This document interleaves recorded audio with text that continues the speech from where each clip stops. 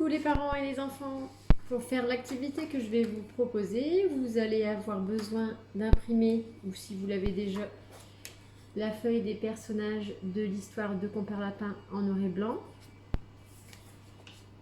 les maisons en noir et blanc également, et le rond que j'ai fourni de 28 cm de diamètre. Si vous ne l'avez pas, vous pouvez le réaliser sur une grande feuille ou prendre deux feuilles et scotcher au milieu si vous n'avez pas de grande feuille. La première activité, c'est de prendre cette feuille ronde et de la peindre en vert, au rouleau ou à l'éponge avec de la peinture. Si vous n'avez pas de peinture, vous pouvez la colorier avec un feutre vert ou crayon de couleur. Vous allez, une fois l'activité réalisée, obtenir ceci.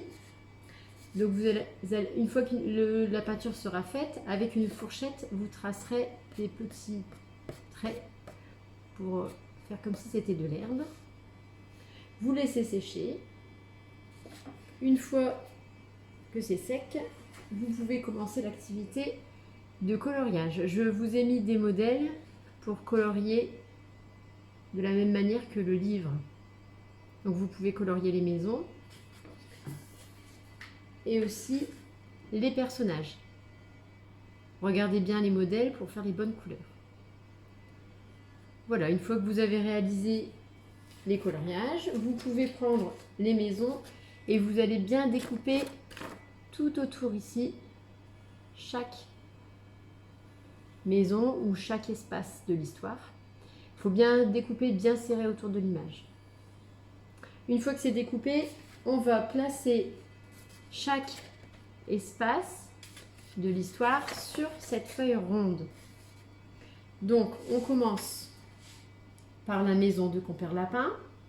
Ensuite, on met la maison du ver de terre, puis la maison de la poule, ensuite le renard, le loup, le chasseur et la ville. Je vais vous mettre une photo pour vous montrer dans quel ordre il faut coller les maisons. Une fois qu'elles sont collées, vous prenez la feuille des personnages et pareil, vous découpez bien autour, bien serré autour. Et les petits personnages, vous les collez sur la feuille cartonnée que je vous ai fournie. Et si vous n'avez pas pu récupérer les affaires, vous prenez une feuille un peu plus épaisse pour que les personnages soient solides. Voilà. Une fois que vous aurez fini la découpe des personnages et la découpe des maisons et le collage, vous pourrez demander à votre enfant de raconter l'histoire avec la maquette. Voilà, c'est terminé.